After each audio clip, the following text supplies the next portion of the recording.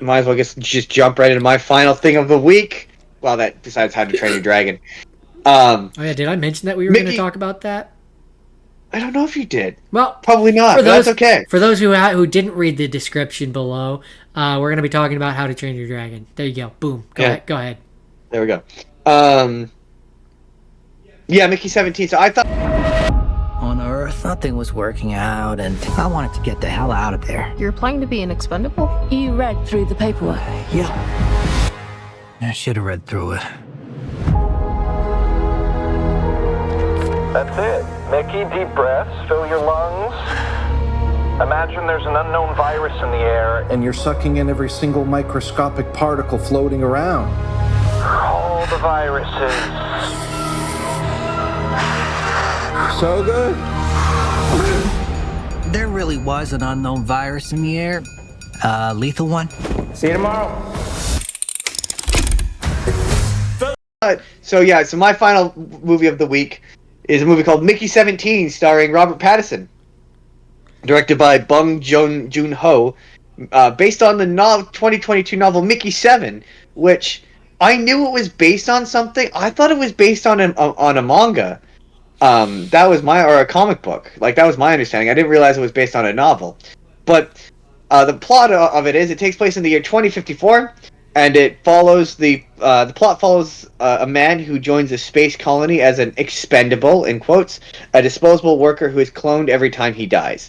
So yeah, he's brought onto this sort of space colony. They're trying to escape Earth, which is dying, and yeah, he is trying to escape Lone Shark, who his friend, played by Stephen Young, I think his name is. I seem to remember it looked like a good movie.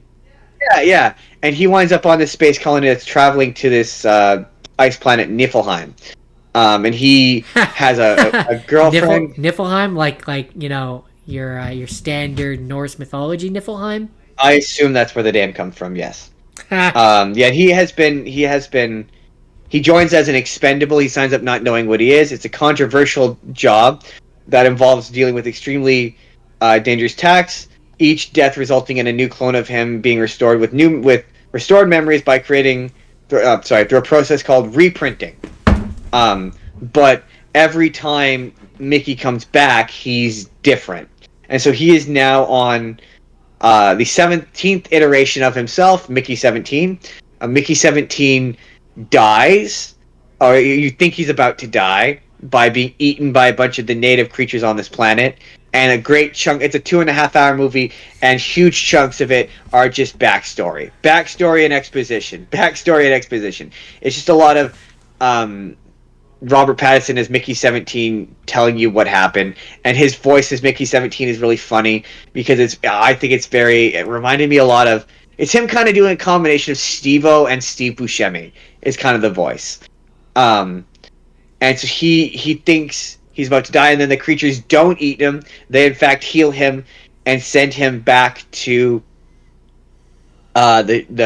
back to the ship. Like, they kick him out, and he's mad. He's like, what the fuck, basically? Am I not good enough to eat? Like, am I not delicious? Do you not want to eat me? And he goes back, and it turns out that he has it similar to that movie Moon, where it turns out that they have cloned Mickey 18. So Mickey 18 is there, but Mickey 18 is not like Mickey 17. Mickey 18 is a psychopath who just is willing to just... So they both decide that... You find out through a series of other flashbacks that this technology, this reprint technology, is banned on Earth because the guy who you're not allowed to have multiples exist. It's called the multiple law, because one of the guys who created the technology cloned himself a bunch of times, and it turns out that he was a serial killer. So he cloned himself so he could kill homeless people and then have an alibi. So he cloned like a bunch of multiples of himself and killed a bunch of homeless people. So as a result, you're not allowed to have multiples. So the fact that they have multiples is a no-go. And they initially decide that they're gonna try to hide it or whatever. And the friend shows up, and Mickey 18 wants to murder him because he's like, yeah, he's the reason we're stuck like this. Like, he put up all these loans he put it all in our name, so we got blamed. It's all on us, basically. So he tries to kill him, and Mickey 17 stops him. And they settle whatever. He goes back to the girlfriend, and the girlfriend discovers that there's two of him, and she's like, twice the Mickey, twice the fun.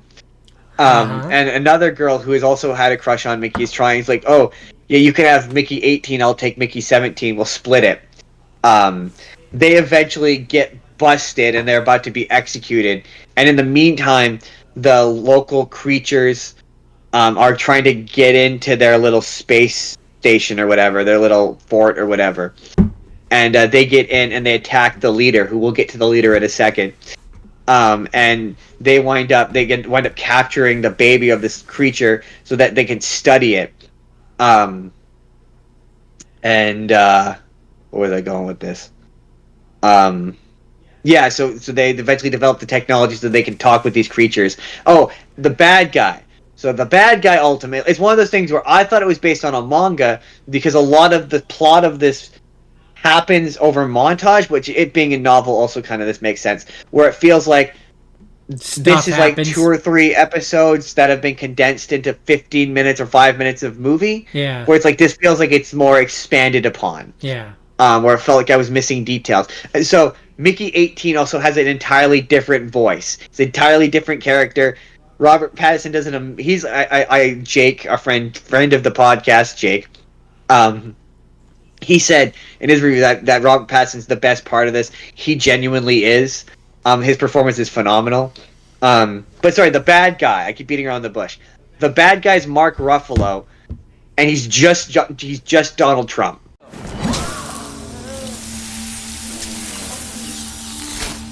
Now I can tell you 2 apart. Filthy multiples. Oh, yeah. That does seem fair. Oh, goodness. Burnt meat. That's nothing, honey. Wait till these 2 are scorched sausages in the cyclone. How are you gonna handle that stench? like legit.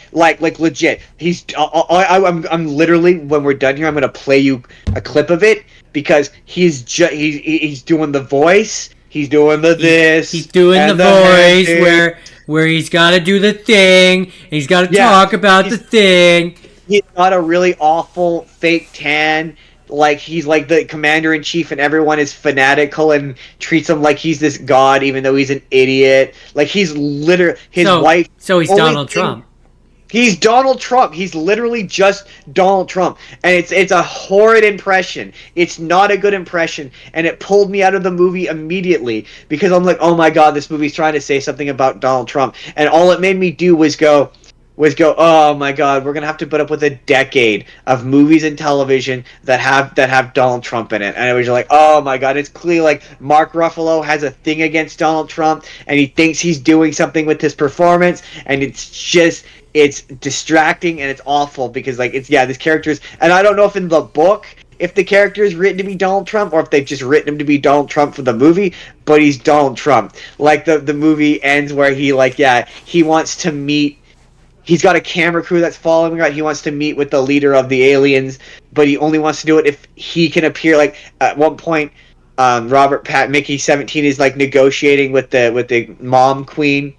And he's like, no, it should be me out there doing it. It should be me out there negotiating. I'm the greatest negotiator. This is the greatest spaceship of all time. And he's surrounded by like fanatical Christian like leaders who are telling him he's the greatest person of all time. And it's again, he's just Donald Trump. It's really distracting. Was there anything else about Mickey 17? I don't want to tell you too much because I think you would like this movie, and it's totally worth checking out. That's fair. I understand. Yeah. He's an ego. Oh yeah, that's the other. The two part of this that makes this unrealistic. They describe him as an egomaniacal failed politician with sinister designs. And yeah, so they make it like, oh, Donald Trump lost the election, and it's like, yeah, that did happen. Unfortunately, that's not what happened. Yeah, that didn't happen in this universe as well. He still won in this universe. What was the other thing about this with the Mark Ruffalo? Oh, the other unbelievable part about the Mark Ruffalo character is his Melania likes him. Like he spoiler alert. He obviously he's the bad guy. He dies in the end. What? No. Yeah. Bad guy loses, big shock. But she goes. Well, she's so distraught over the fact. That's how you know that it's a fictional movie, right? Yeah, she is they're together on this spaceship for like 4 years, and after 4 years of she's still madly attracted and in love with him, and stands by him, and when he dies, she kills herself, and it's like that's unrealistic. I'm pretty sure Melania would dance on his grave if he died. Like, nobody hates Donald Trump more than Melania. Nobody was happier nobody was more upset that he won again than Melania. Nobody hates being first lady more than Melania Trump. Stand by that. But no, it's pretty. It's honestly really solid. It was pretty much as good as I thought it was going to be. It looked clever and it looked fun. It's clever and fun. It's a little violent. So it gets to be a little violent, a little rough. But yeah, it's enjoyable. It's on Crave. It's totally worth checking out. That's Mickey 17. That's my last movie. Hey there, everybody. It's NCAR Justin here. Let me know down in the comments. Have you seen Mickey 17? What are your thoughts? Let me know down below. But in the meantime, if you would like to see our full weird science fiction episode, you click the box on the left. It's going to take you to the full episode of the podcast right there. Or you click the box on the right, and that's going to take you to a random video that YouTube thinks you're going to enjoy. Hit subscribe if you haven't already. We put new videos out 7 days a week, including the full podcast on Sundays. Or you could just leave us a like. That helps too. Either way, we will see you all in the next video. Have a good day, everybody.